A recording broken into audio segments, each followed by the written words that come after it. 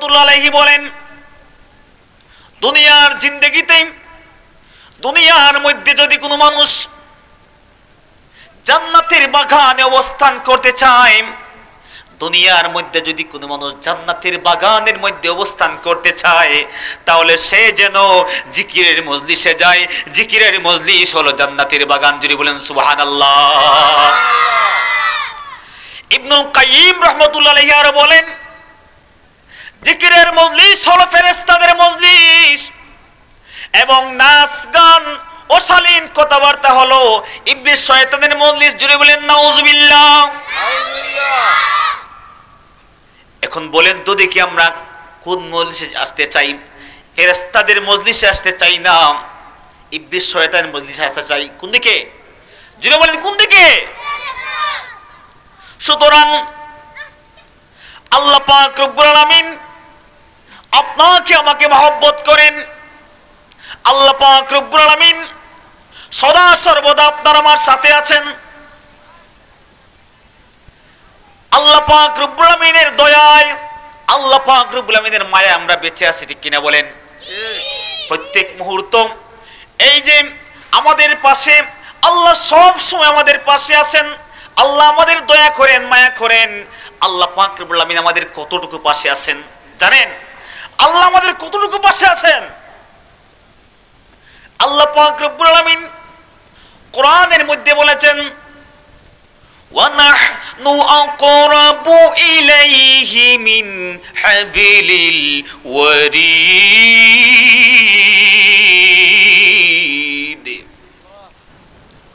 আল্লাহ পাক রব্বুল আলামিন ডাক দিয়ে বলেন, ও আমার গোলাম শোনো, আমি তোমাদের কতটুকু নিকটবর্তী আছি। আমি তোমাদের কতটুকু নিকটবর্তী আছি। তোমাদের গলার মধ্যে, গর্দানের মধ্যে দুইটা প্রধান রোগ রয়েছে, আছে কি নাই? রোগ আছে কি নাই? তোমাদের গলার মধ্যে দুইটা প্রধান রোগ রয়েছে, দুইটা শাহী রোগ রয়েছে। এই দুই শাহী রোগের চেয়ে আমি আল্লাহ পাক রব্বুল আলামিন তোমাদের আরো বেশি কাছে আছে। যদি বলেন সুবহানাল্লাহ। দুনিয়ার জিন্দেগির মধ্যে আল্লাহ পাক রব্বুল আলামিন ডাক দিয়ে বলেন, ও আমার গোলামেরা, তোমরা যদি আমাকে একবার ডাকো, একবার যদি তোমরা আমাকে ডাকো, আমি তোমাদের ডাকে সাড়া দেই 70 বার। যদি বলেন সুবহানাল্লাহ। দুনিয়ার জিন্দেগির মধ্যে মা যদি ডাক দেয়, মাকে যদি ছেলে ডাক দেয়, একবার, দুইবার, তিনবার ডাক দেওয়ার পর মা ডাক দিয়ে বলবে, ও আমার সলিমুল্লাহ, কেন এত চেঁচাইতেছিস?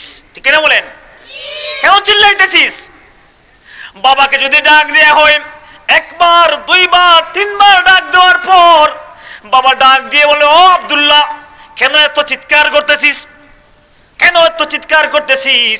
কিন্তু আল্লাহ পাক রব্বুল আলামিন ডাক দিয়ে বলেন, ও আমার গোলামেরা, ও আমার বান্দারা, তোমরা যদি আমাকে একবার ডাকো, আমি তোমাদের ডাকে সাড়া দেই 70 বার। যদি বলেন সুবহানাল্লাহ।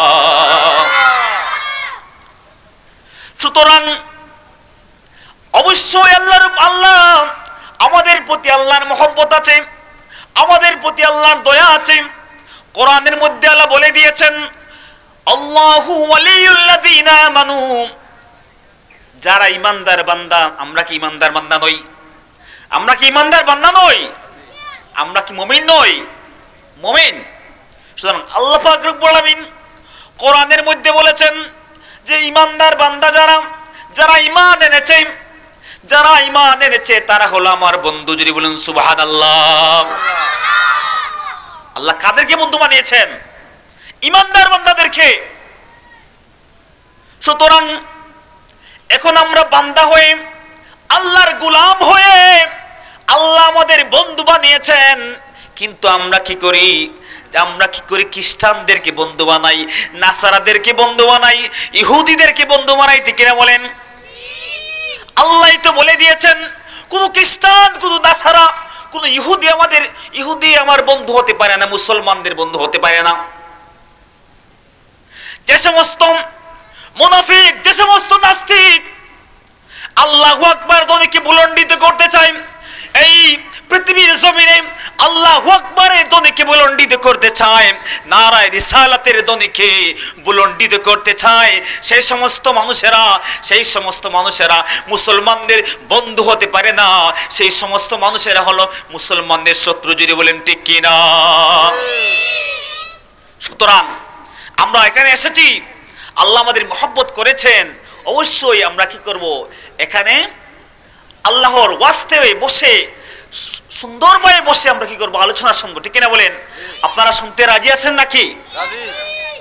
আমি আপনাদের সম্মুখে পবিত্র কোরআনে পাকের একটি সূরা তিলাওয়াত করেছি, আপনাদের সবার পরিচিত কোরআনে পাকের 93তম সূরা। যদি বলেন কয় নম্বর সূরা? যদি বলেন কয় নম্বর সূরা? 93তম সূরা। সূরার নাম হলো কি? সূরা দুহা। সূরার নাম কি? দুহা। সূরা দুহা 11 আয়াত, 11 আয়াত বিশিষ্ট মাক্কি সূরা। ঠিক কিনা বলেন?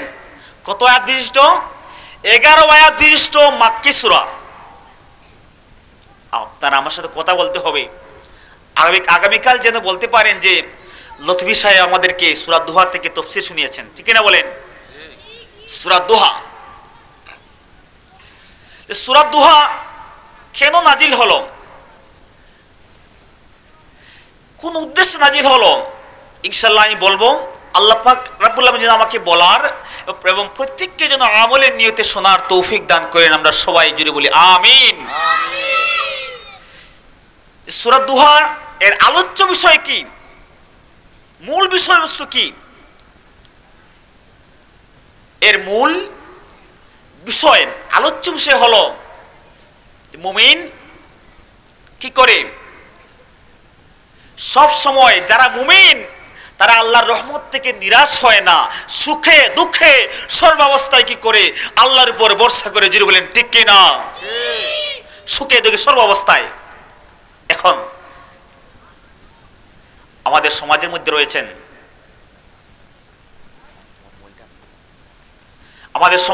রয়েছে যে অনেক মানুষ রয়েছেন, বলেন আমি 5 ওয়াক্ত নামাজ পড়ি, কিন্তু আমি এত আমল করে, এত নেক আমল করে, কিন্তু আমলের মধ্যে আমি আমার মনের মধ্যে শান্তি পাই না। আছে কি নাই? আছে। 5 ওয়াক্ত নামাজ পড়ি, কিন্তু আমি আমার মনের মধ্যে শান্তি পাই না। সংসারে ছেলের সাথে মায়ের ঝগড়া, বাবার সাথে ছেলের ঝগড়া, স্বামীর সাথে স্ত্রীর ঝগড়া। ঠিক কিনা বলেন? পেরেশান, হায় হুতাশ, সংসারের মধ্যে শান্তি নেই। এই সমস্ত মানুষদের জন্য, এই সমস্ত মানুষদের হৃদয়ের মধ্যে শান্তি আনয়নের জন্য কোরআনে পাকের সূরা দুহা হলো ঔষধ। জুড়ে বলেন সুবহানাল্লাহ। সুতরাং তারা যদি এই সূরা যদি তারা পাঠ করে, এই সূরা যদি তারা তাফসীর সহ যদি তারা পাঠ করে, তাফসীর সহ যদি তারা এই সূরা পাঠ করে, তাহলে আল্লাহ পাক তাদের মনের মধ্যে শান্তি দান করবেন। সুতরাং আল্লাহ পাক রব্বুল আলামিন এই সূরাটি কেন নাজিল করলেন?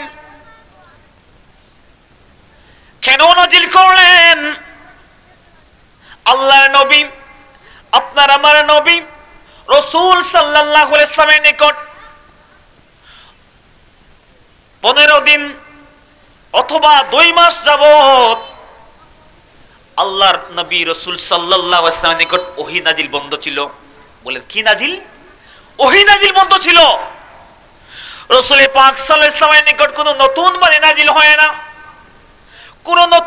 নাজিল হয় না, আল্লাহর নবীও মানুষদেরকে বলতে পারেন না, নতুন কথা বলতে পারেন না।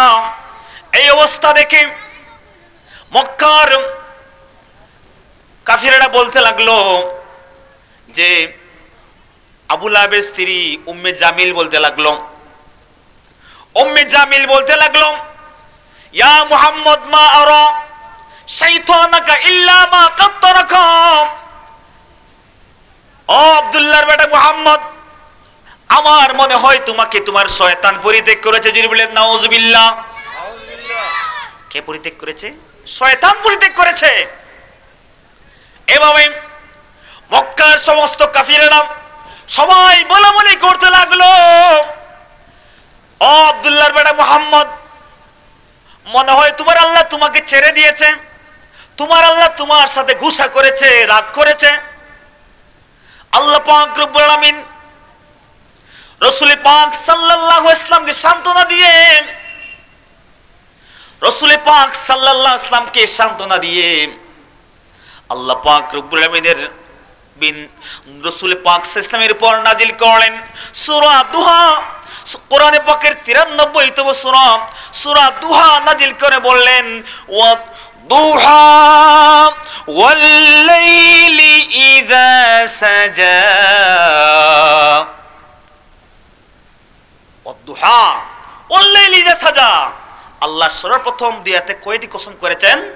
দুইটি। কয়টি? জুড়ে বলেন, কয়টি কসম করেছেন? দুইটি কসম করেছেন। কসম করে বললেন। এখন বলেন তো দেখি, আল্লাহর কি কসমের কোনো দরকার আছে?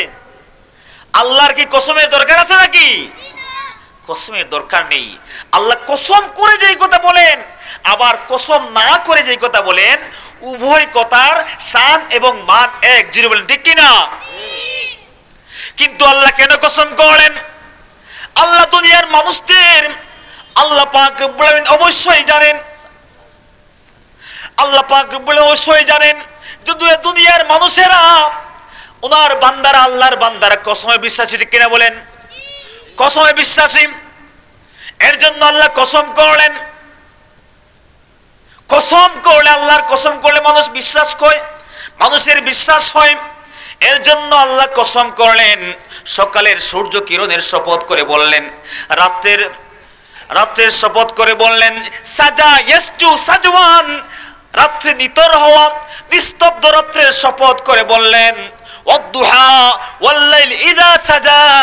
হে নবী, আমি আপনাকে সকালের সূর্যের শপথ করে বলতেছি গো নবী, রাত্রের শপথ করে বলতেছি গো নবী।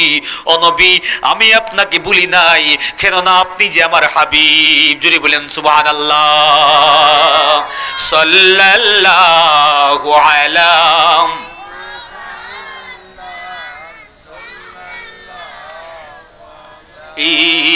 ওয়াসাল্লাম।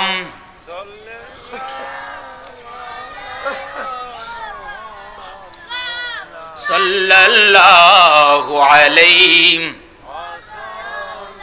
সম্মানিত হাজির মজলিস, আল্লাহর নবীকে আল্লাহ সান্ত্বনা দিতেছেন, হাবিব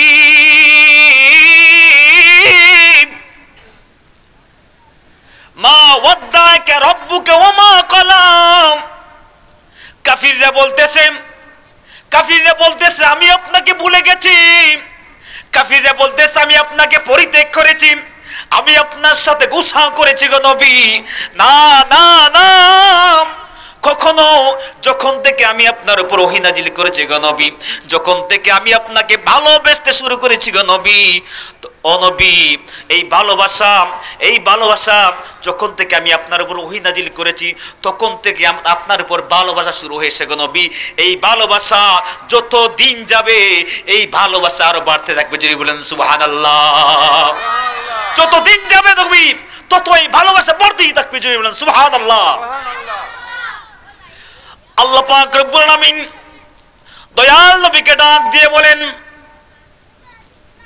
ও নবী, আপনি নবী, যেই নবী সারাদিন ইসলামের দাওয়াত দিয়ে, যেই নবী সারাদিন মানুষদেরকে দ্বীনের দাওয়াত দিয়ে, যেই নবীজি শেষ রাত্রিতে তাহাজ্জুদের নামাজের জন্য দাঁড়িয়ে যায়, সেই নবীকে কি আল্লাহ কখনো ভুলে থাকতে পারেন? সেই নবীকে কি আল্লাহ ভুলে থাকতে পারেন? আল্লাহ পাক রব্বুল আলামিন দয়াল নবীকে নির্দেশ দিয়ে বলেন, সান্ত্বনা দিয়ে বলেন, ওয়ালাল আখিরাতু খায়রুল লাকা মিনাল উলা।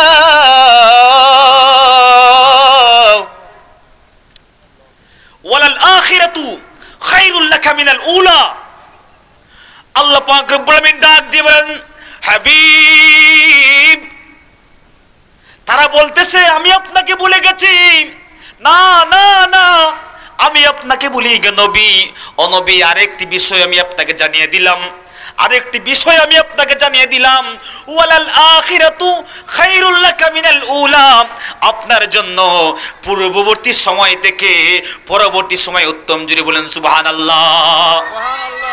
আপনার সকল পূর্ববর্তী সময় থেকে পরবর্তী সময় উত্তম।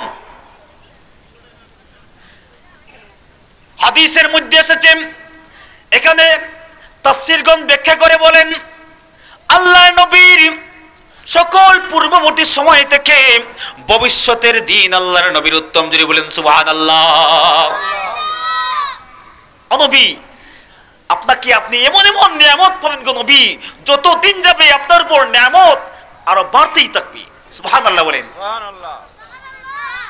এরপরে আয়াতে আল্লাহ পাক রব্বুল আলামিন দয়াল নবীকে উদ্দেশ্য করে বলেন, ওয়ালাসাউফা ইউতিকা রাব্বুকা ফাতারদা।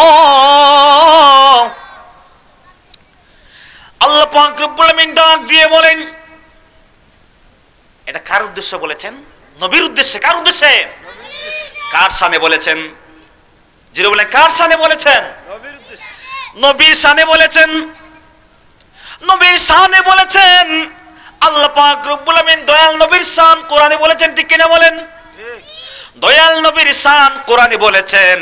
এখন আমাদের দেশের মধ্যে মুনাফিক মার্কা মুসলমান, আবু জাহেল মার্কা মুসলমান, নমরুদ মার্কা মুসলমান নবীজির শান খুঁজে পায় না, ঠিক কিনা বলেন? নমরুদ মার্কা মুসলমান নবীজির শান কোরআনের মধ্যে ঠিক খুঁজে পায় না। যদি বলেন ঠিক কিনা? কোরআনে আছে নবীজির শান, মুনাফিক দেখে না, ঈমানদার দিওয়ানা যেতে চায় মদিনা, ঈমানদার দিওয়ানা যেতে চায় মদিনা।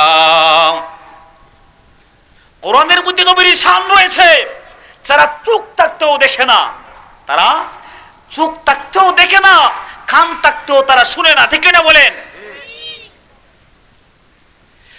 কিন্তু আল্লাহ পাক রব্বুল আমিন দয়াল নবীকে উদ্দেশ্য করে বলেন, ওয়ালাসাউফা ইউতিকা রাব্বুকা ফাতারদা।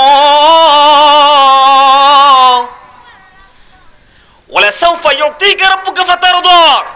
হে নবী, অচিরেই আমি আপনাকে এমন এমন নিয়ামত দান করব গো নবী, যে নিয়ামত পেলে আপনি নবী খুশি হয়ে যাবেন। জুড়ে বলেন সুবহানাল্লাহ।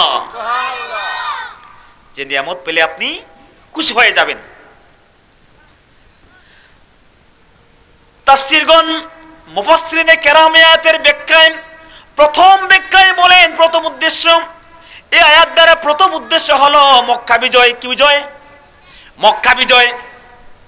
আল্লাহর নবী রাসূল সাল্লাল্লাহু আলাইহি ওয়াসাল্লাম যখন মক্কা থেকে মদিনায় হিজরত করবেন, মক্কা থেকে যখন মদিনায় হিজরত করবেন, তখন আল্লাহর নবী অজুরে চোখের জল ফেলে কাঁদতেছেন, চোখের জল ফেলতেছেন আর কাঁদতেছেন, মক্কার দিকে তাকিয়ে কাঁদতেছেন।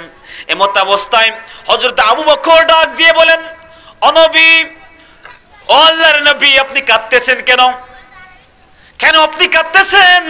দয়াল নবী ডাক দিয়ে বলেন, আবু বকর শোনো, ও আবু বকর, এই মক্কা আমার মায়ের জন্মভূমি, এই মক্কা আমার বাবার জন্মভূমি, এই মক্কায় আমি জন্মগ্রহণ করেছি, এই মক্কার মধ্যে আমার অনেক স্মৃতি রয়েছে রে আবু বকর। এই মক্কা ছেড়ে আমার যাইতে মন চাইতেছে না, মক্কা ছেড়ে যাইতে মন চাইতেছে না, এর জন্য আমি কাঁদতেছি। এই মক্কার মধ্যে আমার অনেক স্মৃতি রয়েছে, এই মক্কার মধ্যে আমার অনেক স্মৃতি রয়েছে, এর জন্য আমার যাইতে মন চাইতেছে না। এই কাফিরেরা যদি, মক্কার কাফিরেরা যদি আমাকে বিতাড়িত না করতো, মক্কার কাফিরেরা যদি আমাকে তাড়িয়ে না দিত, তাহলে আমি জীবনেও কখনো আমার প্রাণের ভূমি মক্কা ছেড়ে যেতাম না। যদি বলেন সুবহানাল্লাহ। এরপরে মুফাসসিরিনে কেরামের মধ্যে আবার কেউ কেউ বলেছেন এই আয়াত দ্বারা উদ্দেশ্য হলো সাফায়াত। কি উদ্দেশ্য?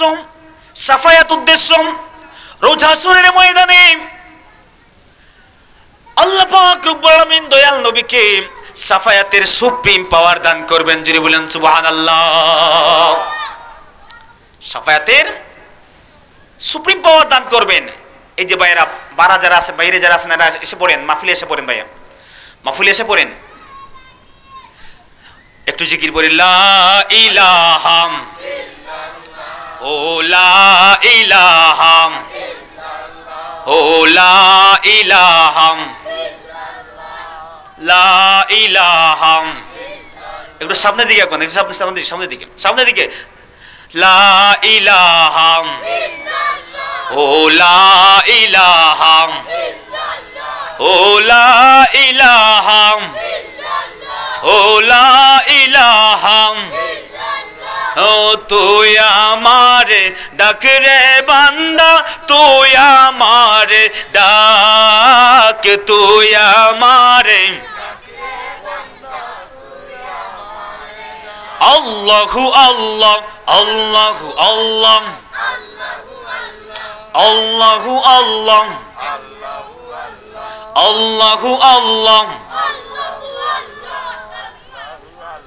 লা ইলাহা ইল্লাল্লাহু মুহাম্মাদুর রাসূলুল্লাহ সাল্লাল্লাহু আলাইহি ওয়াসাল্লাম। সময় হাজার মজলিস। আবার কেউ কেউ বলেছে এই আয়াতের উদ্দেশ্য হাসরের ময়দানে আল্লাহর নবীর সাফায়াত। আল্লাহ পাক রব্বুল আলামিন দয়াল নবীকে আল্লাহ পাক রব্বুল আলামিন হাসরের ময়দানে সাফায়াতের সুপ্রিম পাওয়ার দান করবেন। যদি বলেন সুবহানাল্লাহ। কি পাওয়ার? সাফায়াতের পাওয়ার। আল্লাহর নবীকে আমাদের সাফায়াত করবেন না? আল্লাহর নবীকে সাফায়াত করবেন না? আল্লাহর নবী তো অবশ্যই করবেন। দুনিয়ার মধ্যে যত নবী এই দুনিয়া এসেছেন, সমস্ত নবী কি করেছেন? তাদের নিজ নিজ উম্মতদের জন্য সাফায়াত, উম্মতদের জন্য দোয়া করেছেন, কখনো বদ দোয়া করেননি। যদি বলেন সুবহানাল্লাহ। শুধু নবী, সকল নবী তাদের উম্মতদের জন্য ছিলেন রহম দিলওয়ালা, রহম দিলওয়ালা। মুসলিম শরীফের রওয়ায়াত রয়েছে, গভীর মনোযোগ ভাইয়েরা আমার, হযরত আমর ইবনুল আস রাদিয়াল্লাহু তাআলা আনহু বলেন যে একদিন রাসূল পাক সাল্লাল্লাহু আলাইহি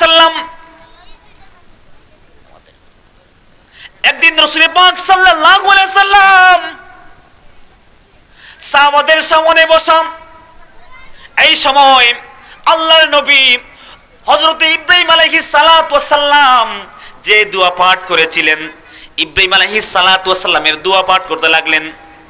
কোরআনের ভাষায় সেই দোয়াটি হলো, রব্বি ইন্নাহুন্না আযলালনা কাসীরাম মিনান নাস। রব্বি ইন্নাহুন্না আযলালনা কাসীরাম মিনান নাস। ইব্রাহিম আলাইহিস সালাম বলতেছেন, আযলালনা কাসীরাম মিনান নাস, হে আল্লাহ, এই মূর্তিগুলো, এই প্রতিমাগুলো তাদের জীবনকে একেবারে কি করেছে? বিপর্যস্ত করে দিয়েছে, তাদের জীবনকে একেবারে শেষ করে দিয়েছে।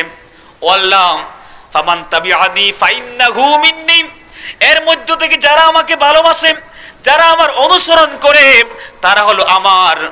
ওমান আসানি ফাইন্নাকা গাফুরুর রহিম, আর যারা আমার কথা মানে না, যারা আমার নির্দেশ মানে না, তারা অবশ্যই আপনি ফাইন্নাকা গাফুরুর রহিম, আপনি হলেন তাদের জন্য রহম দিলওয়ালা, আপনি হলেন ক্ষমাশীল। জুড়ে বলেন সুবহানাল্লাহ।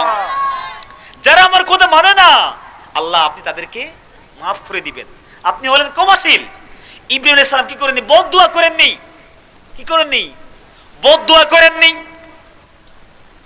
সুতরাং আপনারা মানে নবী রাহমাতুল লিল আলামিন, দয়াল নবীজি, আপনারা আমার জন্য কখনো বদ দোয়া করবেন না।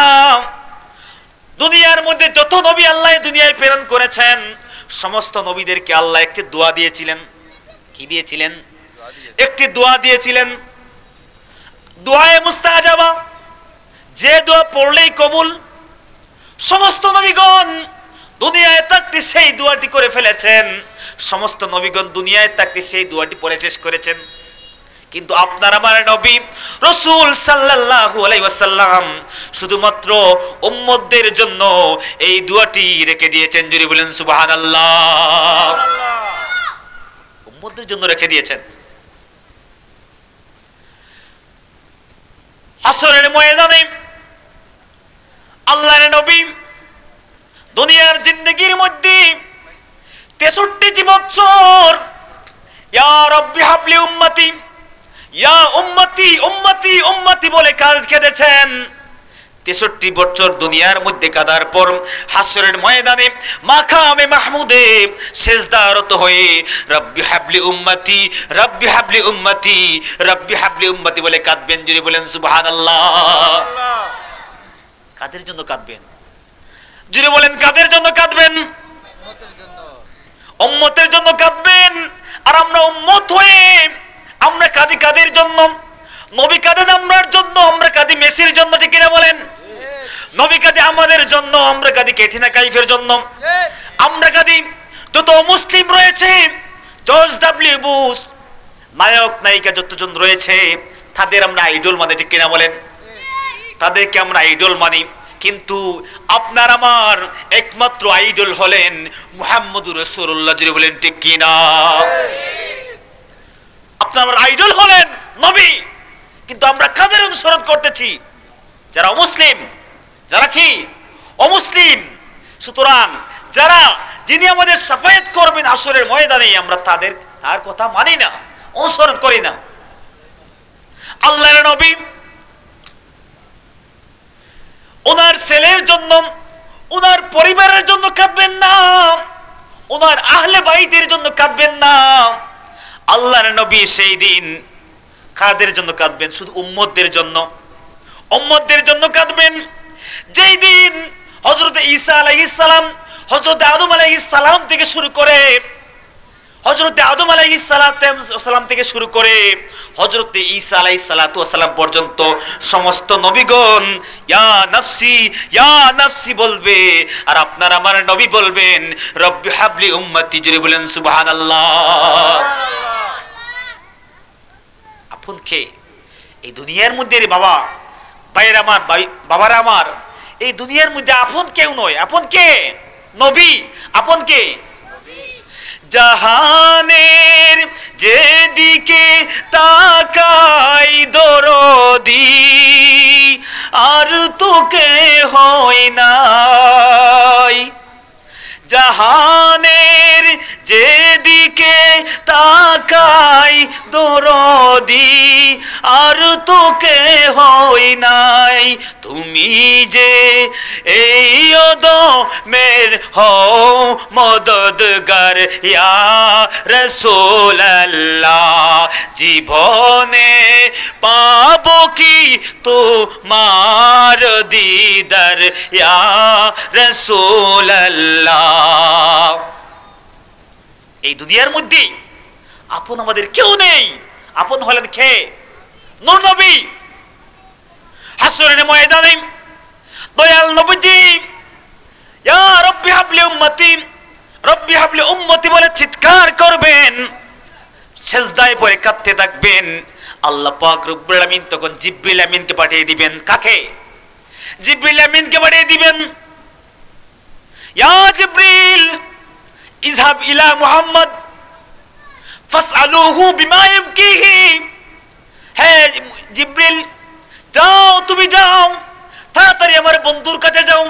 ফাসআলুহু, গিয়ে তাকে তুমি জিজ্ঞাসা করো বিমা ইয়াবকিহি, সে কেন কাঁদে, কেন কাঁদে।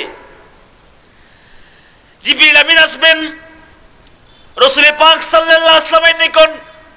রাসূল সাল্লাল্লাহু আলাইহি ওয়াসাল্লামকে যখন বলবেন, ও মুহাম্মদ, ও নবী, আল্লাহ জানতে চাইতেছেন আপনি কেন কাঁদেন, কেন কাঁদেন। রাসূল সাল্লাল্লাহু আলাইহি ওয়াসাল্লাম বলতেছেন, ও জিবরিল, আমি কেন কাঁদি তোর কাছে কেন বলবো? আমার আল্লাহ কি জানে না? যিনি বলেন সুবহানাল্লাহ। আল্লাহ কি জানেন না? আল্লাহ কি বান্দার মনের খবর জানে না? অবশ্যই জানেন, কিন্তু আল্লাহ হলো আল্লাহু আলিমুম বিমা ফিস সুদূর। আল্লাহ হলো কি? আল্লাহ মনের খবর জানেন। আল্লাহ কি মনের খবর জানেন? জানেন কি না? এই যে আমরা মাহফিলে আসলাম, এই খবর কি আল্লাহ জানেন কি জানেন না? অবশ্যই জানেন। আমরা যদি জুয়া খেলায় যাই সেটাও আল্লাহ দেখেন, আমরা যদি ওয়াজ মাহফিলে আসি সেটাও আল্লাহ দেখেন, ঠিক কিনা বলেন? এটা আমাদের বিশ্বাস থাকতে হবে। রাসূল পাক সাল্লাল্লাহু আলাইহি ওয়াসাল্লাম বলতেছেন, ও নবী, ও জিবরিল, আল্লাহ কি দেখেন না? আল্লাহ তো অবশ্যই দেখেন, আল্লাহ তো অবশ্যই জানেন, আল্লাহকে গিয়ে বলো। জিবরিল আমিন আল্লাহর কাছে ছুটে গেলেন, রব্বে কারীমকে গিয়ে বললেন, ও আল্লাহ, আপনার বন্ধু বলেছে আপনি না হয়, আপনি মনে হয় বেশি জানেন, আপনি জানেন। আল্লাহ পাক রব্বুল আলামিন জিবরিল আমিনকে ডাক দিয়ে বলেন, ও জিবরিল আমিন, ঠিক আমার বন্ধু ঠিক বলেছে, আমার বন্ধু যথার্থ বলেছে, আমি আল্লাহ অবশ্যই জানি, আমি আল্লাহ অবশ্যই জানি। আল্লাহ পাক রব্বুল আলামিন দয়াল নবীকে ডাক দিয়ে বলবেন, ইরফা রাসাক ইন্না সানুরদিকা ফি উম্মতিকা ওয়ালা নাসুক। ও মুহাম্মদ, ও আমার নবী, তো আপনি মাথা উঠান, দয়া করে আপনি মাথা উঠান। ইন্না সানুরদিকা ফি উম্মতিকা ওয়ালা নাসুক, আমি অবশ্যই আপনার উম্মতের ব্যাপারে আমি আপনাকে সন্তুষ্ট করব না। যদি বলেন সুবহানাল্লাহ। আমি আপনাকে সন্তুষ্ট করব না। দয়াল নবী ডাক দিয়ে বলেন, ও আল্লাহ, এই কথাটা যখন আমি দুনিয়ার জিন্দেগির মধ্যে সিজদায় পড়ে যখন আমি দুনিয়ার জিন্দেগির মধ্যে কাঁদতাম, তখন আপনি একটা আয়াত দিয়ে আমাকে সান্ত্বনা দিয়েছিলে, ওয়ালা সাউফা ইউতিকা রাব্বুকা ফাতারদা। ও আল্লাহ, দুনিয়ার জিন্দেগির মধ্যে যখন আমি কাঁদতাম, তখন আপনি একটা আয়াত দিয়ে সান্ত্বনা দিয়েছিলেন যে আপনি আমাকে অচিরেই এমন এমন নিয়ামত দান করবে, যে নিয়ামত পেলে আমি খুশি হয়ে যাব। ও আল্লাহ, সেই নিয়ামত তো আমি এখনো পেলাম না, আমি তো এখনো খুশি হতে পারলাম না। যতক্ষণ পর্যন্ত আমার একটা উম্মত জাহান্নামের আগুনে জ্বলবে, আমি আল্লাহর নবী, আমি মুহাম্মদ কখনো খুশি হব না। যদি বলেন সুবহানাল্লাহ। নবীজির শাফায়াত পেতে চাই কি চাই না? যদি বলেন নবীর শাফায়াত পেতে চাই কি চাই না? সুতরাং আমাদের মনের মধ্যে একটা ভাবনা থাকতে হবে, মনের মধ্যে একটা আকাঙ্ক্ষা থাকতে হবে, আমাদের জীবনেও নবী, ঠিক কিনা বলেন? আমরা কি জীবনে নবী চাই না? মরণেও নবী চাই না? জান্নাতেও নবী চাই না? হাসরের ময়দানেও আমরা নবীর সাথে থাকতে চাই। যদি বলেন ঠিক কিনা? সুতরাং আল্লাহ পাক রব্বুল আমিনের দরবারে রাসূল সাল্লাল্লাহু আলাইহি ওয়াসাল্লাম ডাক দিয়ে বলেন, ও আল্লাহ, আপনি যে বললেন আমাকে অসন্তুষ্ট করবে না, কিছু সময় দিয়ে যদি আবার বন্ধ করে দেন তখন কি হবে? আল্লাহ, আমি এই রেজাল্ট মানি না, এই ফলাফল আপনার মানি না। যতক্ষণ পর্যন্ত আমার উম্মতদের ব্যাপারে শেষ ফলাফল না আসবে, ততক্ষণ পর্যন্ত আমি নবী সিজদা থেকে মাথা উঠাবো না। যদি বলেন সুবহানাল্লাহ। আল্লাহ পাক রব্বুল আমিন ডাক দিয়ে বলেন, না, আজকে কাজ হবে না, আজকে মুহাম্মদ সাল্লাল্লাহু আলাইহি ওয়াসাল্লাম আর কাজ হবে না, আজকে দেওয়াই লাগবে। আল্লাহ পাক রব্বুল আমিন তখন দয়াল নবীকে ডাক দিয়ে বলবেন, ইরফা রাসাক ইসফা তুসাফা। হে নবী, ইসফা তুসাফা, আপনি মাথা উঠান, আপনি সুপারিশ করতে থাকেন, আমি আল্লাহ আপনার উম্মতদেরকে আমি জাহান্নাম থেকে বাহির করে জান্নাতের মধ্যে দিতেই থাকবো। যদি বলেন সুবহানাল্লাহ। আপনি সুপারিশ করতে থাকেন, আমি আপনার উম্মতদেরকে মাফ করতেই থাকবো। যদি বলেন সুবহানাল্লাহ। এখন আল্লাহ পাক রব্বুল আমিন তখন মুহাম্মদ সাল্লাল্লাহু আলাইহি ওয়াসাল্লামকে বলবেন, ও মুহাম্মদ, তুমি কি খুশি হয়েছো নাকি? তখন রাসূল সাল্লাল্লাহু আলাইহি ওয়াসাল্লাম ডাক দিয়ে বলবেন, রাদিতু ইয়া রব, আমি খুশি হয়েছি। এখন আল্লাহ পাক রব্বুল আমিন ডাক দিয়ে বলবেন, ও মুহাম্মদ, ও নবী, এখন আপনি বলেন, এই যে আপনার কোটি কোটি উম্মত জাহান্নামের মধ্যে, ও নবী, এগুলার মধ্যে কাদেরকে আপনি দিবেন? এগুলার মধ্যে কাদেরকে আপনি শাফায়াত করবেন? আমরা কি এদের মধ্যে থাকতে চাই কি চাই না? শাফায়াত পেতে চাই কি চাই না? এখন শাফায়াত যদি আমরা পেতে চাই, দয়াল নবীজির শাফায়াত যদি পেতে চাই, তাহলে নবীজিকে ভালোবাসা লাগবে, ঠিক কিনা বলেন? আর নবীজিকে ভালোবাসতে হলে জান্নাতের বাগানে দ্বীনি মাহফিলে আসতে হবে, ঠিক কিনা বলেন? দ্বীনি মাহফিলে আসতে হবে। আল্লাহর নবী ডাক দিয়ে বলবেন, ও আল্লাহ, না এই যে দেখা যাইতেছে এগুলারে দিয়েন না, এগুলারে দিয়ে দেন। হাদিসের মধ্যে এসেছে শাফায়াতে কুবরা, প্রথম শাফায়াতে আল্লাহ পাক রব্বুল আলামিন ৭০,০০০ উম্মতদেরকে বিনা হিসাবে মাফ করে দিবেন। যদি বলেন সুবহানাল্লাহ। কয় হাজার? ৭০,০০০ উম্মতদেরকে আল্লাহ বিনা হিসাবে মাফ করে দিবেন। এরপরে শুধু এতেই শেষ নাই, মুহাদ্দিসগণ হাদিসের মধ্যে বর্ণনা করেছেন, আরেকটি হাদিস বলেছেন, মা কুল্লি ওয়াহিদিন ৭০,০০০, এদের এক একজনের সাথে আরো ৭০,০০০কে বিনা হিসাবে জান্নাতের মধ্যে দেওয়া হবে। যদি বলেন সুবহানাল্লাহ।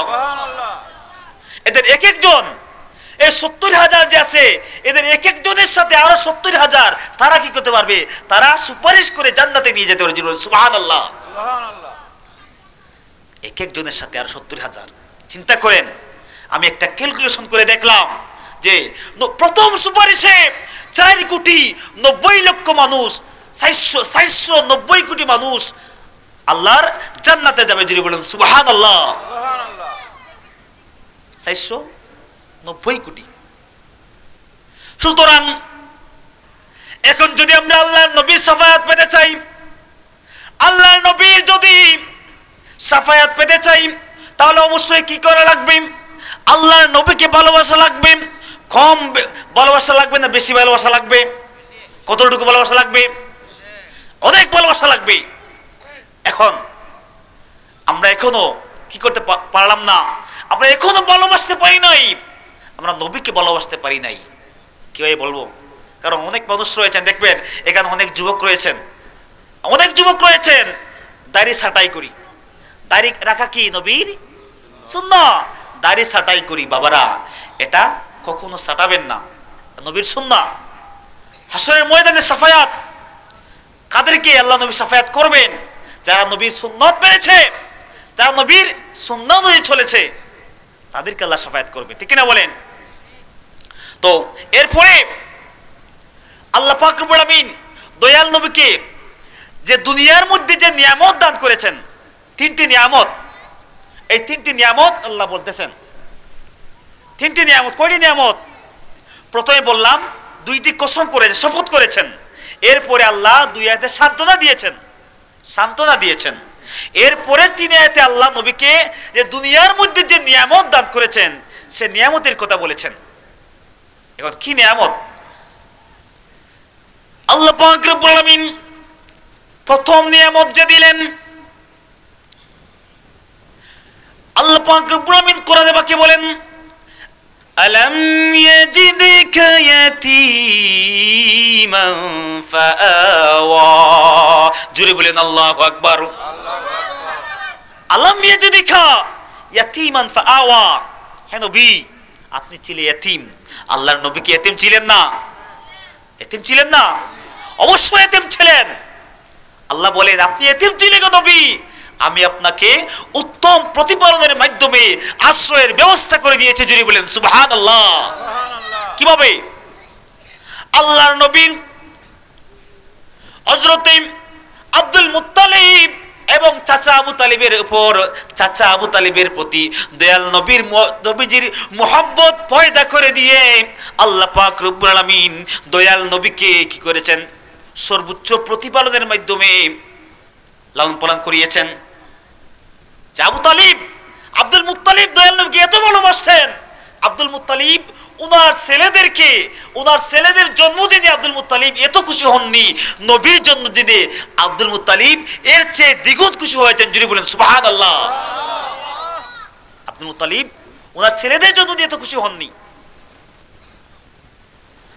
আব্দুল মুত্তালিব রাদিয়াল্লাহু তাআলা আব্দুল মুত্তালিব রাদিয়াল্লাহু তাআলা আনহু দয়াল নবীকে লালন পালন করতে লাগলেন, দয়াল নবীকে দেখা করতে লাগলেন। আল্লাহর নবী এতিম অবস্থায় ছিলেন। আল্লাহর নবী 6 মাস পূর্বে কি হলো, বাবা মারা গেলেন, আব্দুল্লাহ মারা গেলেন। 6 মাস পূর্বে আব্দুল্লাহ মারা গেলেন, নবীজি এতিম হয়ে গেলেন। হযরত আব্দুল মুত্তালিব নবীজিকে দেখতে লাগলেন, লালন পালন করতে লাগলেন। এরপর দয়াল নবীকে দুধ পান করানোর জন্য হালিমার ঘরে দেওয়া হলো। হালিমার ঘরে গিয়েও আল্লাহর নবী ছিলেন কলিজার টুকরা। যদি বলেন সুবহানাল্লাহ। হালিমার ঘরে গিয়েও ছিলেন কি, নয়নের টুকরা, কলিজার টুকরা, সৌভাগ্যের প্রতীক। এরপরে দয়াল নবীর মাও মারা গেলেন। এখন মাও নাই, বাবাও নাই। এখন বলেন তো দেখি, বাচ্চার অভিভাবকের দরকার কখন হয়? কখন দরকার হয়? যখন বাচ্চা নাবালিগ থাকে। যখন বাচ্চা নাবালিগ থাকে তখন অভিভাবকের দরকার হয়। এখন মুহাম্মদ সাল্লাল্লাহু আলাইহি ওয়াসাল্লামের বাবাও নাই, মাও নাই। আব্দুল মুত্তালিব রাদিয়াল্লাহু তাআলা আনহু একদিন আবু তালিবকে ডাক দিয়ে বলেন, ও আবু তালিব শোনো, আমার জীবনের অন্তিম সময় এসে গেছে। আমি হয়তো আর বেশি দিন বাঁচবো না, আমি হঠাৎ একদিন মারা যাব। ও আবু তালিব শোনো, আমি জীবিত থাকতে আমার নাতি মুহাম্মদের দায়িত্ব আমি তোমার উপর অর্পণ করলাম। যদি বলেন সুবহানাল্লাহ। আমার নাতির সকল দায়িত্ব আমি তোমার উপর অর্পণ করলাম। আমার নাতি যেন কোনো কষ্ট না পায়, তোমার জীবদ্দশায় আমার নাতি যেন কোনো কষ্ট না পায়।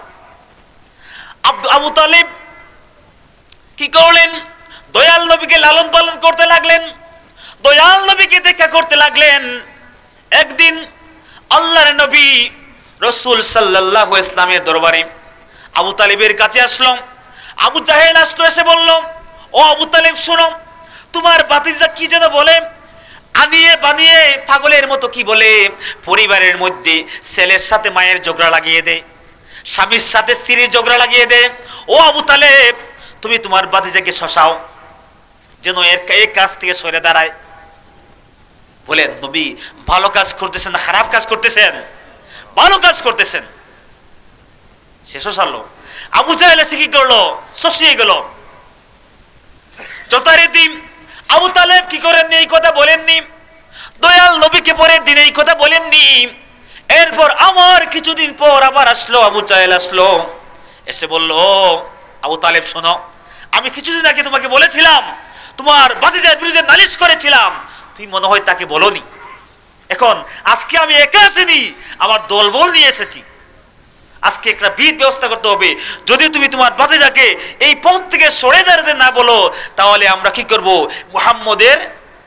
মুহাম্মদকে একটা করব, মুহাম্মদকে এই দুনিয়া থেকে উঠিয়ে দিব। যদি বলে নাউজুবিল্লাহ, মুহাম্মদের বিরুদ্ধে অ্যাকশন নিব।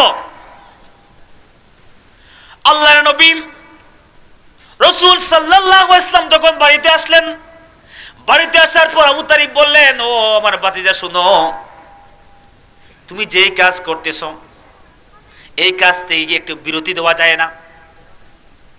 এই কাজ থেকে বিরতি দেওয়া যায় না? দয়াল নবী বলতেছেন, ও চাচা শোনো, কেন আমি বিরতি দিব? আমি তো ভালো কাজ করতেছি, আমি তো হকের পক্ষে আছি, আমি তো ইসলামের পক্ষে আছি, আমি কেন বিরতি লাভ করব? হযরত আবু তালিব ডাক দিয়ে বলল, ও মুহাম্মদ, আমার তোমার জন্য মায়া হয়। কোন দিন জানি তোমাকে কেউ কতল করে ফেলে, তোমাকে যদি কেউ মেরে ফেলে, তোমাকে যদি কেউ শেষ করে ফেলে, এর জন্য আমার খুবই মনের মধ্যে কষ্ট হয়। এই কাজ থেকে কি সরে দাঁড়ানো যায় না? একটু কি বিশ্রাম দেওয়া যায় না? দেখবেন আমাদের ছেলেরা হাজার ভালো কাজ করুক, যখন দেখবে যে এখানের মধ্যে বিপদ রয়েছে, মা ডাক দিয়ে বলে, ও বাবা এদিকে যাইস না, বিপদ আছে। ঠিক কিনা বলেন? এদিকে যাস না, বিপদ আছে।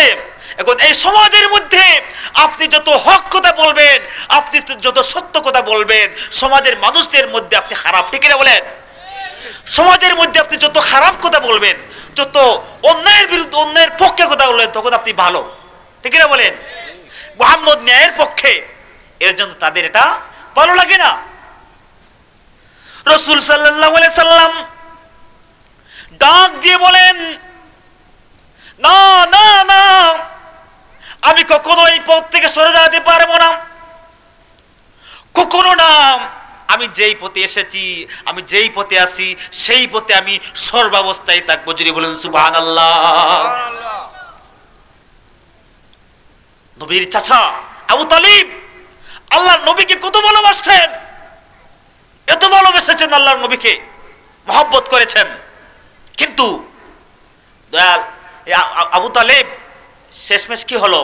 মুসলমান হয়েছে নাকি? মুসলমান হয়েছে? না, হয় নাই। নবীকে শুধু ভালোবাসলেই কি হওয়া যায় না? জান্নাতি হওয়া যায় না। ঈমান লাগে, ঠিক কিনা বলেন? ঈমান লাগে, কিন্তু শুধু ভালোবাসলে হবে না। হযরত আবু তালেব নবীকে ভালোবাসতেন।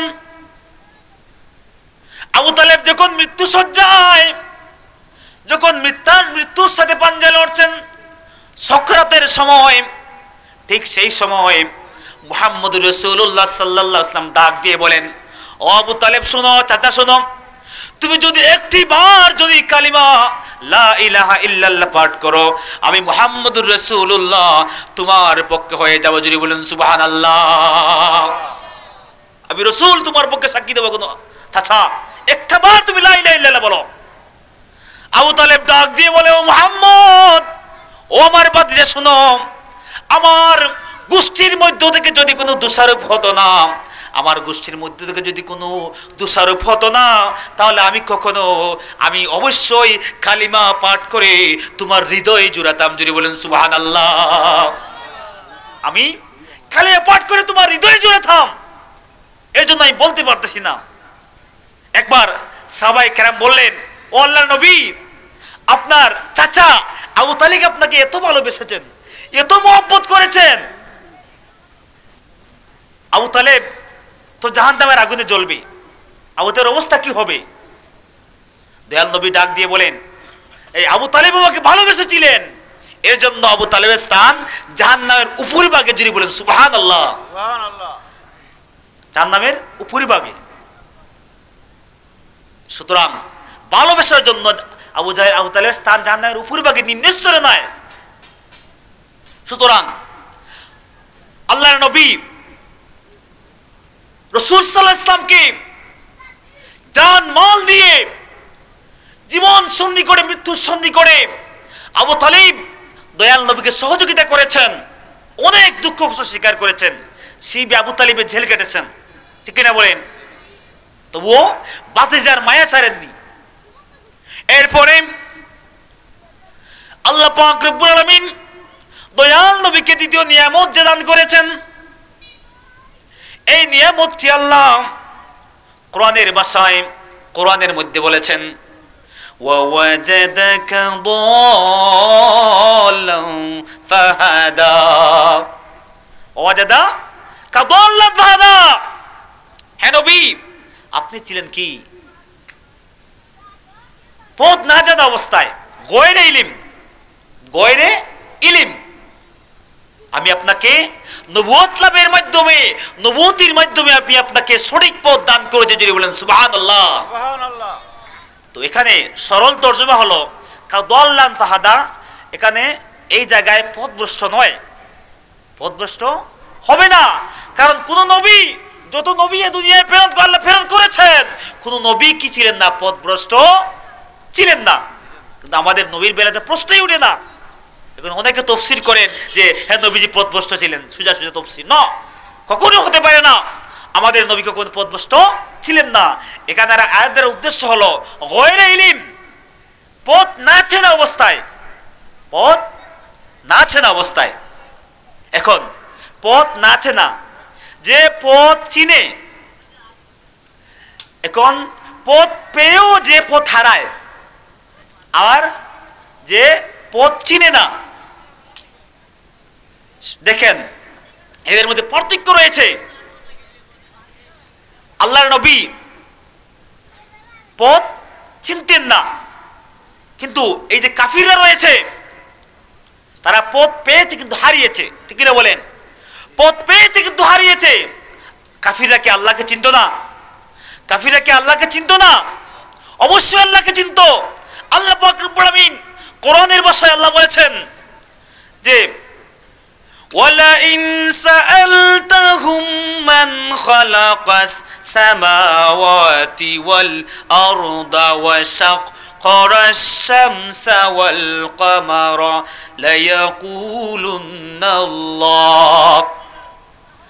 আল্লাহ পাক রব্বুল আমিন ডাক দিয়ে বলেন, হাবিব আপনি যদি এই সমস্ত মানুষদের প্রশ্ন করেন, কাফিরদের যদি আপনি প্রশ্ন করেন, খালাকাস সামাওয়াতি ওয়াল আরদা এই পৃথিবীকে সৃষ্টি করেছেন, ওয়া সাখারাশ শামসা ওয়াল কামারা এই চন্দ্র সূর্য কে সৃষ্টি করেছে, তারা এক জবানে বলবে লা ইয়াকুলুন্নাল্লাহ, যদি বলেন সুবহানাল্লাহ। কে সৃষ্টি করেছেন? আল্লাহ। তারা চিনেছে কিন্তু মানে না, চিনে কিন্তু মানে না। এখন আমাদের এই বাংলাদেশের মধ্যে আর একটা দল রয়েছে, তারা আল্লাহতেও বিশ্বাস করে না, রাসূলেও বিশ্বাস নেই, কোনো কিছুতে বিশ্বাস নেই, ঠিক কিনা বলেন? নাস্তিক যারা রয়েছে তারা হায়াতে বিশ্বাস নেই, জান্নাত দিয়ে বিশ্বাস নেই, জাহান্নাম দিয়ে বিশ্বাস নেই, আল্লাহতে বিশ্বাস নেই, ঠিক কিনা বলেন? সুতরাং এদের থেকে কাফির ভালো। কাফিররা তো আল্লাহকে চিনতো, ঠিক কিনা বলেন? কাফিররা আল্লাহকে চিনতো কিন্তু মানতো না, আবার এরা তো চিনেই না, মানে না, চিনেই না। সুতরাং আল্লাহ পাক রব্বুল আমিন দয়াল নবীকে কি নিয়ামত দান করেছেন। কাদু আল্লাহ ফাহাদা গায়রে ইলম, পথ না চেনা অবস্থায়, পথ না চেনা অবস্থায় আমি আপনাকে পেয়েছি, নবুয়তি লাভের মাধ্যমে আমি আপনাকে সঠিক পথ দান করেছি, যিনি বলেন সুবহানাল্লাহ। সুবহানাল্লাহ। সঠিক পথ দান করা একমাত্র আল্লাহর পক্ষ থেকে হয়, ঠিক কিনা বলেন? সঠিক পথ, হেদায়েতের মালিক হলেন কে? আল্লাহ। হেদায়েতের মালিক কে? আল্লাহ। আল্লাহ হেদায়েতের মালিক, আবার রাসূলও হেদায়েতের মালিক, ঠিক কিনা বলেন?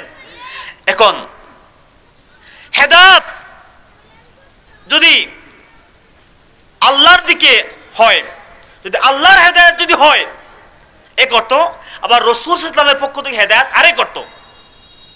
এখন বলেন, এই যে আমি সিংচাপুর আসলাম, এখন একটি হেদায়েত যেমন বললাম যে একজন এসে বললো, ভাই আমি এই বুকারভাঙ্গা এসেছি, এখন সিংচাপুর যাবে কোন দিকে? সে বলল আপনি প্রথমে মণিপুর যাবেন, তারপর কুর্সি যাবেন, তারপর সিংচাপুর যাবেন। আমি উঠেন, আমি রাস্তা দিকে দিচ্ছি, আপনি মণিপুর যাবেন, তারপর আপনি কুর্সি যাবেন, তারপর সিংচাপুর যাবেন, দেখিয়ে দিলেন অমুক রাস্তা। আবার আরেকটা হলো, ও ভাই আমি সিংচাপুর যাব, কিভাবে যাব? সে বললো আপনি সিংচাপুর যাবেন, তাহলে আপনি আর মোটরসাইকেল উঠেন, আমি আপনাকে নিয়ে একবার জায়গা মতো দিয়ে আসবো। কয়টি হেদায়ত? দুইটি হেদায়ত। প্রথম হেদায়ত, প্রথম যে হেদায়ত, এটা হলো আল্লাহর নবীর পক্ষ থেকে, ওলিয়া উলিয়াদের পক্ষ থেকে, যিনি বলেন, ঠিক কিনা? তারা কি করতে পারেন? যে দেখিয়ে দিতে পারেন, এদিকে যাও, এদিকে যাও, এদিকে যাও, এদিকে গেলে আল্লাহকে পাইবা, কিন্তু সরাসরি গন্তব্যস্থানে নিয়ে যেতে পারেন না। গন্তব্যস্থানে পৌঁছানোর মালিক কে? আল্লাহ। আল্লাহ। আমরা তো নামাজের মধ্যে বলি ইহদিনাস সিরাতাল মুস্তাকিম,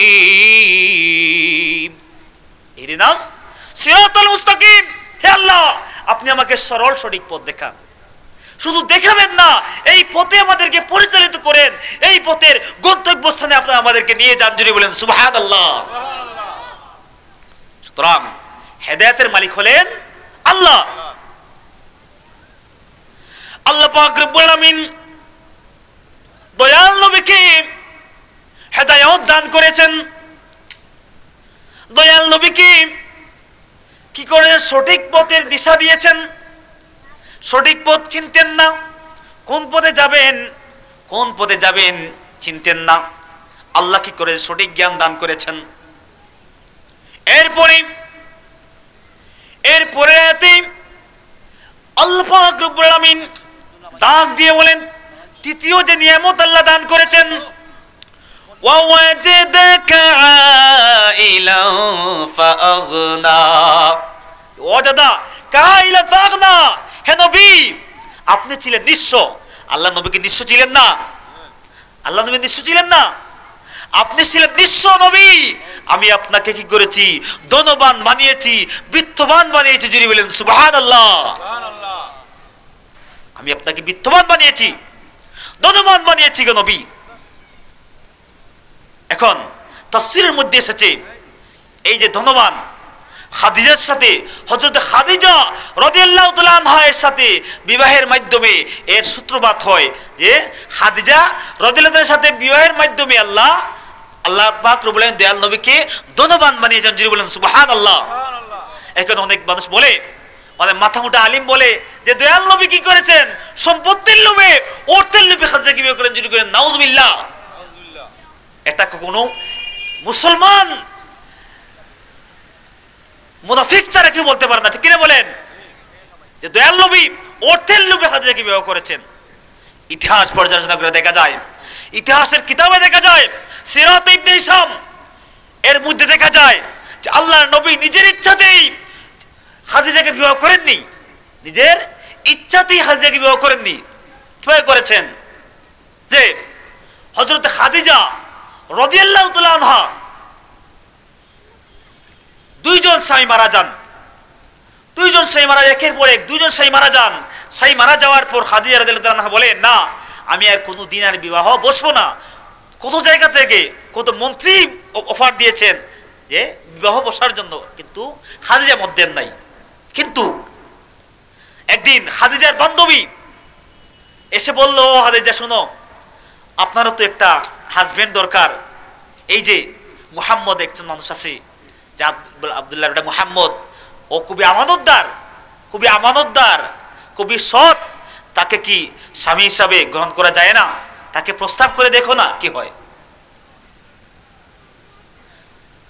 এখন আমাদের সমাজের মধ্যে দেখবেন, যখন কোনো মেয়ের সামনে তার বান্ধবী কোনো ছেলের প্রশংসা করে, তখন দেখবে তার বুকটা ফুলে যায়, তার প্রশংসায় মুখ ভরে ওঠে, খুশি লাগে, ঠিক না বলেন?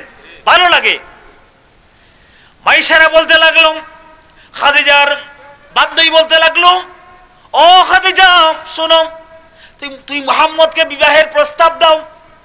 আগে কে প্রস্তাব দিয়েছিলেন? খাদিজা। আগে খাদিজা প্রস্তাব দিয়েছিলেন।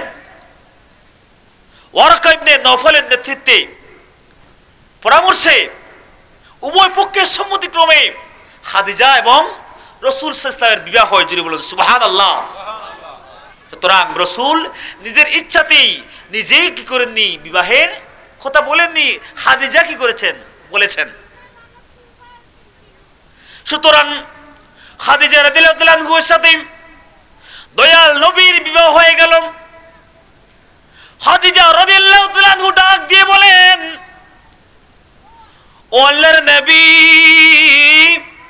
ও নবী শুনেন, আমার স্থাবর অস্থাবর সম্পত্তি, আমার যত সম্পত্তি আছে, আমি আমার সমস্ত সম্পত্তি আমি আপনার জন্য দান করলাম। আপনি যেথা ইচ্ছা, যে জায়গায় ইচ্ছা ব্যবহার করতে পারেন। যিনি বলেন সুবহানাল্লাহ। যে জায়গায় ইচ্ছা সে জায়গায় আপনি ব্যবহার করতে পারেন। সুতরাং আল্লাহর নবীর বিবি খাদিজা রাদিয়াল্লাহু তাআলা আনহা কি ছিলেন? আল্লাহর নবীর সুখের সঙ্গে ছিলেন, আল্লাহর নবীর দুঃখের সঙ্গে ছিলেন। খাদিজা রাদিয়াল্লাহু তাআলা আনহা আল্লাহর নবীকে খুবই ভালোবাসতেন, খুবই মহব্বত করতেন, ঠিক কিনা বলেন? আল্লাহর নবীকে খুবই মহব্বত করতেন, খুবই ভালোবাসতেন। খাদিজা রাদিয়াল্লাহু তাআলা আনহা, হাদিসের মধ্যে রয়েছে আল্লাহর নবী বলেছেন, চারজন নারী হলো বিশ্বের, চারজন নারী হলো অনুকরণের জন্য যথেষ্ট। যদি বলেন সুবহানাল্লাহ। কয়জন নারী? চারজন নারী হলো বিশ্বের মধ্যে, চারজন নারী তাদেরকে অনুকরণের জন্য যথেষ্ট। যেমন একজন হলেন খাদিজা বিনতে খুয়াইলিদ, খাদিজা বিনতে খুয়াইলিদ। এর পরেরজন হলেন কি? এরপরে মুহাম্মদ বিনতে ফাতেমা, মুহাম্মদ বিনতে ফাতেমা, মরিয়ম বিনতে ইমরান এবং ফেরাউনের স্ত্রী আসিয়া। যদি বলেন সুবহানাল্লাহ। ফেরাউনের স্ত্রীকে আসিয়া আল্লাহ নবী হাদিসে বলেছেন, চারজন নারী হলো তাদেরকে অনুসরণ করা হলো, অনুকরণ করা হলো যথেষ্ট। সেরা চারজন নারী, এর মধ্যে একজন হলেন কে? খাদিজা রাদিয়াল্লাহু তাআলা আনহা।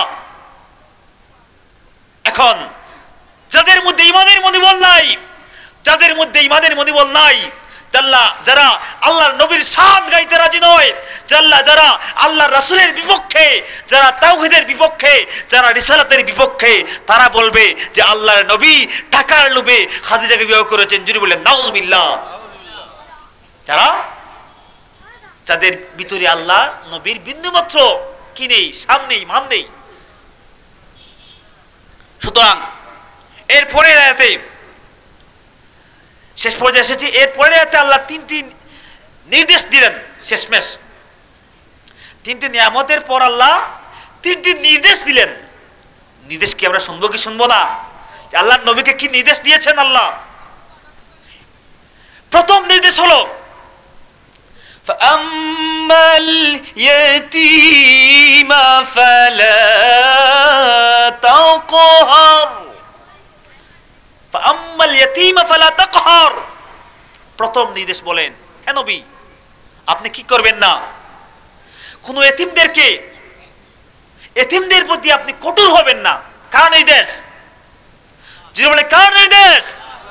এতিমদের প্রতি কঠোর না হওয়া কার নির্দেশ? এতিমদের সাথে ভালো ব্যবহার করা, এতিমদের সাথে সুন্দর ব্যবহার করা রাসূল ইসলামের চরিত্র, এবং এতিমদের সাথে খারাপ ব্যবহার করা হলো আবু জাহেলের চরিত্র। যদি বলেন ঠিক কি না? এতিম আল্লাহর নবী আল্লাহ পাক রব্বুল আলামিন দয়াল নবীকে ডাক দিয়ে বলেন এতিমদের প্রতি কিন্তু তুমি কঠোর হবে না। ও নবী তুমি এতিম ছিলে, সুতরাং এতিমদের প্রতি তুমি বড়াই করো না, কঠোর হবে না।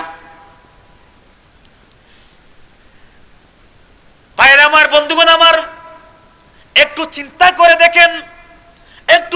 করে দেখেন, আপনার আমার ঘরের মধ্যে আপনার বাবা আছে, মা আছে, আমার ভাই আছে, বোন আছে, ঠিক না বলেন?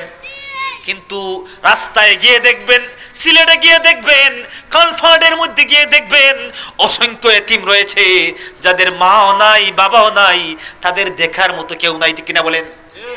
দেখার মতো কেউ নাই। আসেন তাদের প্রতি আমরা কি করি? সদয় হই, তাদেরকে আমরা দেখাশোনা করি। আল্লাহর নবী হাদিস শরীফে রয়েছে যে আনা ওয়া কাফিরুল ইয়াতীমু কাহাতাইনি ফিল জান্নাহ, যে যারা এতিমদেরকে রক্ষণাবেক্ষণ করবে, যারা এতিমদের সাথে ভালো ব্যবহার করবে, যারা এতিমদেরকে সেবা শুশ্রূষা করবে, তারা সে এতিমদের অভিভাবক, আর আমি জান্নাতের মধ্যে এইভাবে থাকবো।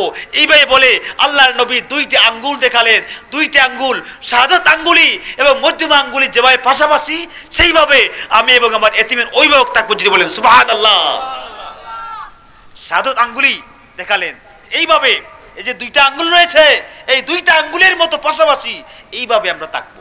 সুবহানাল্লাহ বলবেন না? সুবহানাল্লাহ। সুতরাং আল্লাহর নবীর সাথে আমরা জান্নাতে থাকতে চাই কি চাই না? যিনি বলেন জান্নাতে থাকতে চাই কি চাই না? নারে তাকবীর, নারে রিসালাত, নারে রিসালাত, আল কোরআনের আলো, আল হাদিসের আলো, শিক্ষাপুই পশ্চিমপাড়া ইসলামী মহাসম্মেলন। সুতরাং একজন মানুষ আসলো, কি করলো? একজন মানুষ আসলো যে হযরত আবু দারদা রাদিয়াল্লাহু তাআলা বলেন এক সময় একজন মানুষ আসলো, একদিন একজন মানুষ দয়াল নবীর কাছে আসলো, এসে বলল, ও আল্লাহর নবী আমার দিল খুবই কঠিন, আমার নরম খুবই কঠিন গো নবী, আমার দিলকে আমি নরম করব কিভাবে? একটু সলিউশন দিন, একটু সলিউশন দিন, কিভাবে আমার এই কঠিন দিলকে নরম করব? কাকে বলল? দয়াল নবীকে বলল। দয়াল নবী ডাক দিয়ে বলেন ইন আরাদতুম আন তালইনা ওয়ামসাউ রাসাল ইয়াতীম কলবাকা ফাতইমুল মিসকিন। যদি বলেন সুবহানাল্লাহ। দয়াল নবী ডাক দিয়ে বলেন, ও মুখ শোনো, আন তালইনা আন ইন উরিদ আন আরাদতু আন তালইনা, তুমি কি করবে? এতিমদের মাথায় হাত বুলিয়ে দেবে, এতিমদের মাথায় হাত বুলিয়ে দেবে, আর মিসকিনদেরকে খাবার খাওয়াবে। আল্লাহ পাক রব্বুল আলামিন তোমার কঠিন হৃদয়কে নরম করে দিবেন। যদি বলেন সুবহানাল্লাহ। এতিমদেরকে খাবার খাওয়াবে, আর মিসকিনকে কি করবে? মাথায় হাত বুলিয়ে দিবে। সুতরাং এটা কার নির্দেশ?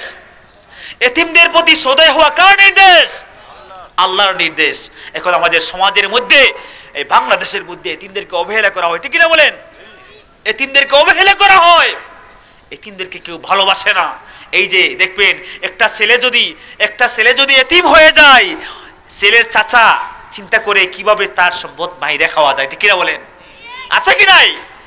কিভাবে তার সম্পদ মাইরে খাওয়া যায় না, এটা কখনো, এই যে আপনি এতিমের হক মেরে খেলেন, হাসরের ময়দানে আল্লাহর কাঠগড়ায় তোমাকে যেতে হবে, ঠিক কিনা বলেন?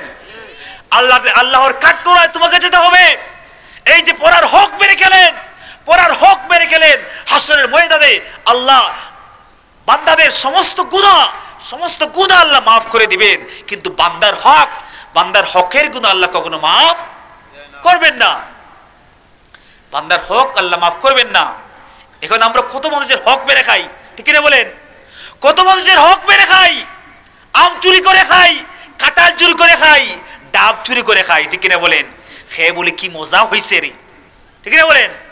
কি মজা হইছে। আরেক বেটার পুকুরের মাংস খাই, আরেক বেটার পুকুরের মাছ খাই, তাকে না বলে খাই।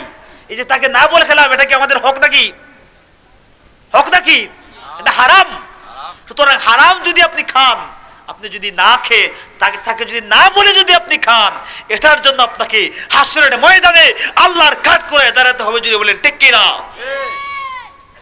সুতরাং এখন আমাদের সতর্ক হওয়া উচিত। আমি সমস্ত মানুষদেরকে বলতে চাই, এতিমের হক, মিসকিনের হক তোমরা বুঝিয়ে দাও। কখনো তাদের সাথে অসদাচরণ করো না। এটা আল্লাহর নির্দেশ। কার নির্দেশ? আল্লাহর নির্দেশ। যে আবু জাহেল কি করতো? আবু জাহেল এতিমদেরকে দেখতেই পারতো না, এবং সে তো দিতেই না। মানুষদেরকে বলতো একে দিও না, এতিমকে দিও না।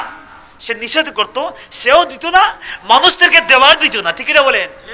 মানুষদেরকে দেওয়ার দিত না। সুতরাং এর জন্য বলি যে এতিমদের সাথে ভালো ব্যবহার করা, এতিমদের সেবা শুশ্রূষা করা হলো আল্লাহর নবীর চরিত্র, ভালো ব্যবহার দেখানো হলো আল্লাহর নবীর চরিত্র।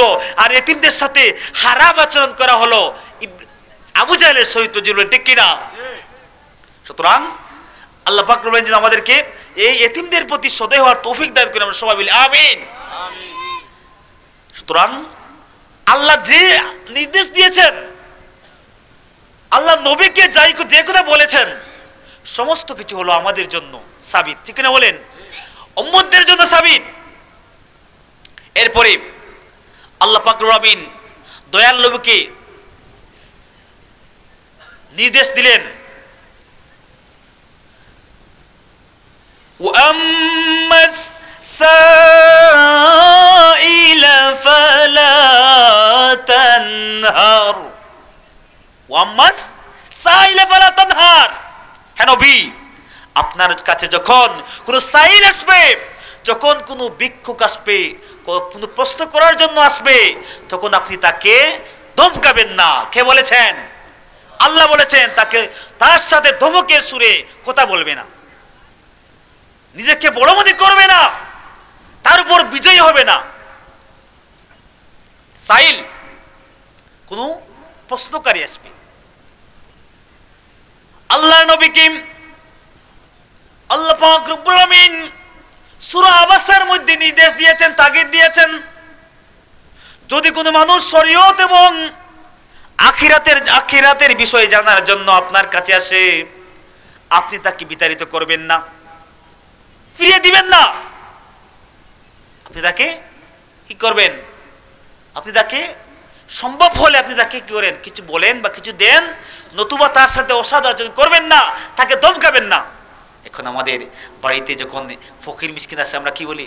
যা নাই বেটা, আমরাও খাই না, আমরাও খাইতে পারো না, আসে না গাই, আসে নাকি নাই? আপনি দিবেন না, সুন্দর ভাষায় বলেন, ভাই আমাদের নাই, চলে যাও, পরে দিব। এটা হলো নবীর শিক্ষা। আল্লাহ নির্দেশ দিয়েছেন। কে নির্দেশ দিয়েছেন? আল্লাহ নির্দেশ দিয়েছেন। সাইল শরীয়ত এবং আখিরাতের বিষয়ে জানার জন্য যদি কোন মানুষ আসে, হে নবী, আপনি তার বিরুদ্ধে তাকে তুমি ধমকাবে না,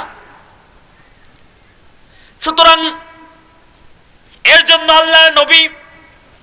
আল্লাহর নবীর মন খুবই সদয় ছিল, খুবই সুন্দর ছিল। যত ধরনের মানুষ আল্লাহর নবীর দরবারে আসতো, খ্রিস্টান বলো, ইহুদি বলো, নাসারা বলো, যত ধর্মের মানুষ আল্লাহর নবীর কাছে আসতো, সমস্ত মানুষ আল্লাহর নবীর কাছ থেকে ভালো ব্যবহার পেয়ে যেত। যদি বলেন সুবহানাল্লাহ, উত্তম ব্যবহার পেয়ে যেত। কোরআনের মধ্যে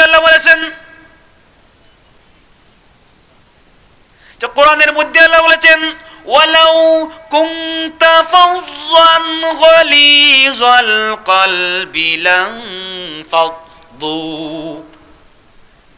আল্লাহ নির্দেশ দিয়ে বলে, ও নবী, আপনি যদি কর্কশ মেজাজের হতে, আপনি যদি কঠিন হৃদয়ের হতে গো নবী, আপনার ধারে কাছে কেউ আসতো না, সবাই আপনার থেকে দূরে সরে যেত, সবাই চলে যেত, কেউ আপনার পাশে আসতো না। এর জন্য আল্লাহর নবীর কাছে সবাই আসতো, ধনী গরিব, ইহুদি খ্রিস্টান বৌদ্ধ নাসারা বলেন, সবাই আল্লাহর নবীর কাছে এসে শান্তি পেয়ে যেত। যদি বলেন সুবহানাল্লাহ। একবার যখন কর্জে হাসানার আয়াত নাজিল হলো, কর্জে হাসানা যখন আল্লাহ নাজিল করলেন যে মানজাল্লাযী ইউকরিদুল্লাহ কারদান হাসানান ফায়ুদাইফুহু লাহু ওয়া লাহু আজরুন কারীম, যখন এই আয়াত নাজিল হলো তখন এক ইহুদি আলেম বলে উঠলো যে মুহাম্মদ গরিব, মুহাম্মদের আল্লাহ গরিব। যদি বলেন নাউজুবিল্লাহ। মুহাম্মদ গরিব, মুহাম্মদের আল্লাহ গরিব। যখন আল্লাহ বললেন যে কে আছো আল্লাহকে উত্তম ঋণ দিবে, কে আছো আল্লাহকে উত্তম ঋণ দিবে, আল্লাহ তোমাদেরকে এর চেয়ে দ্বিগুণ প্রতিদান দিবেন। যদি বলেন সুবহানাল্লাহ। এটা দ্বিগুণ করে দিবেন। কে আছো, তোমাদের জন্য রয়েছে ওয়াজরুন কারীম, সম্মানজনক পুরস্কার। তোমরা কে আছো উত্তম ঋণ দিবে। যখন এই আয়াত নাজিল হলো তখন এক ইহুদি আবু বকরের সামনে বলতে লাগলো যে মুহাম্মদ গরিব, মুহাম্মদের আল্লাহ গরিব। যদি বলেন নাউজুবিল্লাহ। এখন বলেন তো দেখি, আবু বকরের কি রাগ আছে কি নাই? আবু বকরের রাগ কম, গুসা কম। রাগ ছিল কার বেশি? ওমরের। রাগ ছিল কার বেশি? ওমরের। কিন্তু আবু বকর যখন এই কথা বলল মুহাম্মদ গরিব, মুহাম্মদের আল্লাহ গরিব, আবু বকর কিছু বললেন না। এরপর দ্বিতীয়বার যখন বলল মুহাম্মদ গরিব, মুহাম্মদের আল্লাহ গরিব, দ্বিতীয়বারও আবু বকর কিছু বললেন না। তৃতীয়বার যখন বলল মুহাম্মদ গরিব, মুহাম্মদের আল্লাহ গরিব, তখন আবু বকরের টকবকে রক্ত কি হলো? গরম হয়ে গেল। ঠিক তখনই এক থাপ্পড় দিয়ে এই ইহুদি আলিমকে নিচে ফেলে দিয়েছেন। যদি বলেন সুবহানাল্লাহ। কয় থাপ্পড় দিয়েছেন? আবু বকর কি হালাল খাওয়ানোওয়ালা লোক না? আবু বকর কি হারাম খেয়েছেন? হারাম খাওয়ানোওয়ালা লোক। এখন হারামে বরকত আছে কি নাই? হালালে বরকত না হারামে বরকত? হালালে বরকত। আবু বকর হালাল খেতেন, অবশ্যই বরকত রয়েছে। এখন এর মধ্যে শক্তি আছে কি নাই? আছে কি নাই? শক্তি আছে। যখন একটি থাপ্পড় মারলেন, এক থাপ্পড় মারার সাথে সাথে কি হলো? সে রাস্তার এই পাশে গিয়ে পড়লো। ইহুদি আলিম ডাক দিয়ে বলবে, আবু বকর তুমি আমাকে মেরেছো, অবশ্যই আমি আমার নবীর কাছে গিয়ে নালিশ করব, এর বিচার আমি চাইবো। অবশ্যই আল্লাহর নবী একটা ফয়সালা দিবেন, আমি বিচার চাইবো। সে বিচার চাইলো। আবু বকরের বিরুদ্ধে বিচার। কার বিরুদ্ধে বিচার? আবু বকরের বিরুদ্ধে বিচার। আবু বকর রাদিয়াল্লাহু আনহু এর বিরুদ্ধে বিচার চাইল। ইহুদি দুই আলিম সেই পরের দিন রাসূল পাক সাল্লাল্লাহু আলাইহি ওয়াসাল্লামের দরবারে গেল। রাসূল পাক সাল্লাল্লাহু আলাইহি ওয়াসাল্লামের দরবারে গিয়ে বলল, ও নবী, ও মুহাম্মদ, তোমার সাথী আবু বকর আমাদেরকে তাওয়া মেরেছে। আপনি একটা বিচার করে দেন। আমরা অবশ্যই এর ফয়সালা চাই। মুহাম্মদুর রাসূলুল্লাহ সাল্লাল্লাহু আলাইহি ওয়াসাল্লাম ডাক দিয়ে বলেন, ও ইহুদি শোনো, সত্যি করে বলো তো এই থাবাটা, এই চরটা আবু বকর মেরেছে কি ওমর মেরেছে? আমার মনে হয় ওমর মেরেছে। তুমি মিথ্যা বলতেছো, কারণ ওমর তো আবু বকর তো কখনো মারতে পারে না, আবু বকর কখনো মারতে পারে না, কারণ আবু বকরের রাগ কম ছিল, ওমরের রাগ ছিল বেশি, ওমর মারতে পারে। ইহুদি আলেম বলতে লাগলো, না আবু বকরই মেরেছে, আমাকে মেরেছে, একটা থাপ্পড় মেরেছে। বিচার চাইল। রাসূল পাক সাল্লাল্লাহু আলাইহি ওয়াসাল্লাম ডাক দিয়ে বলেন, ইহুদি শোনো, অবশ্যই আমি হক বিচার করব। আবু বকরের জন্য কুচ করা হলো, আবু বকরকে নিয়ে আসা হলো, আবু বকরকে জিজ্ঞাসা করা হলো। দয়াল নবী জিজ্ঞাসা করেন, ও আবু বকর শোনো, তুমি কি এই ইহুদিকে মেরেছো নাকি? যখন আবু বকর যখন এই মজলিসে আসলো, আসার পর যখন আবার যখন এই দুইজন ইহুদিকে দেখলো, ইহুদিকে দেখার পর আবার উনার মাথা গরম হয়ে গেছে। সুবহানাল্লাহ, আবার মাথা গরম হয়ে গেল। নবীজিকে বলতেছেন, ও মুহাম্মদ, ও নবী, আপনি আমাকে সুপারিশ দেন, আপনি আমাকে কি দেন, একটা বার সুযোগ দেন। এদের আমি আরো একটা চোর বাকি রয়েছে, আল্লাহকে গালি দিয়েছে, আমি চোর মেরেছি, কিন্তু আপনাকে গালি দিয়েছে, একটি চোর আমি মারিনি, আরেকটি চোর বাকি রয়েছে। দয়াল নবী ডাক দিয়ে বলেন, ও আবু বকর, আগে তো আমি মনে করেছিলাম তুমি মারোনি, আর এখন তুমি নিজেই প্রমাণ করে দিলে। ঠিক না বলেন? এখন তুমি নিজেই প্রমাণ করে দিলে যে তুমি মেরেছো। অবশ্যই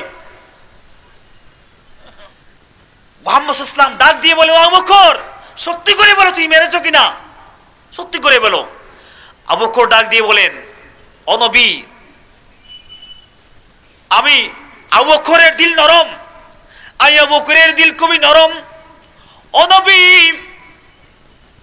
কিন্তু বাতিলের বিরুদ্ধে যখন আমার সামনে আমার আল্লাহ এবং আমার নবীকে গালি দেওয়া হয়, আমি আবু বকর কখনো ঠিক থাকতে পারি না। যদি বলেন সুবহানাল্লাহ। আমার সামনে যখন আমার আল্লাহকে গালি দেওয়া হয়, আমার সামনে যখন আমার নবীকে গালি দেওয়া হয়, তখন আমি আবু বকর সহ্য করতে পারি না। ও আল্লাহ, ও নবী, সেই ইহুদি আল্লাহকে গালি দিয়েছে, আল্লাহকে গরিব বলে গালি দিয়েছে, আল্লাহকে ফকির বলে গালি দিয়েছে। দয়াল নবী ডাক দিয়ে বলেন, ও আবু বকর, তোমার কি প্রমাণ আছে নাকি, সাক্ষী আছে নাকি? দেখেন, দয়াল নবী ইনসাফ প্রতিষ্ঠা করেছেন। দয়াল নবী অবশ্যই আবু বকরকে মাফ করে দিতে পারতেন, কারণ আবু বকর কার দলের? বলেন কার দলের? নবীর দলের। এখন আমাদের সমাজের মধ্যে, বাংলাদেশের মধ্যে দেখবেন যে বিএনপির দলে একজন যদি খারাপ কাজই করে ফেলে, একজন গিয়ে আরেকজন সুপারিশ করে শেষ করে ফেলে। ঠিক আছে বলেন? একজন আরেকজনকে বেল করে ফেলে, সুপারিশ করে ফেলে, সে আমার লোক, আমার দলের লোক। কিন্তু রাসূল সাল্লাল্লাহু আলাইহি ওয়াসাল্লাম দলের লোক, নিজের লোক, আপন লোক, এটা কখনো ভাবেননি। তিনি বলেন, ইসলাম এটা কখনো চায় না। ইসলাম চায় কি? সাক্ষী। ইসলাম চায় প্রমাণ। ঠিক কিনা বলেন? ইসলাম চায় প্রমাণ। আবু বকরকে দয়াল নবী ডাক দিয়ে বলেন, ও আবু বকর শোনো, তুমি সাক্ষী বাগির করতে হবে, তোমার পক্ষে যদি কোনো সাক্ষী তাকে নিয়ে আসো।